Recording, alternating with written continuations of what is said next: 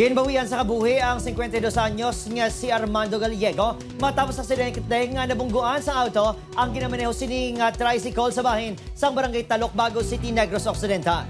Nagagawa sa investigasyon sa kapulisan nga nagasunod ang auto sa ginamaneho nga tricycle ni Julian Fernandez, 22 anyos, kag nagtuyo nga mag-overtake pero nadulanin isang control kag nagbunggo sa likod nga bahin sa tricycle. Bangod sa makusog nga impact, nagtabog si Gallego kag nakaagom sa patal nga pila sa ulo kag pinakabahin sang iya lawas. Nagdiretso pa ang tricycle kag auto sa kilis ang dalan rason nga nasagait sang auto ang mag-asawa nga Charles Kevin kag Maria Cecilia Tan nga natabuan nagabantay sang masakyan. Ginabulong na mainis sa ospital kag ara na sa maayong kondisyon.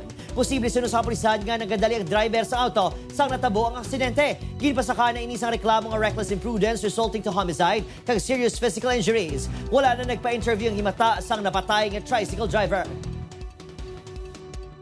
Siguro papasok ng eskwela yung bata, madali siya.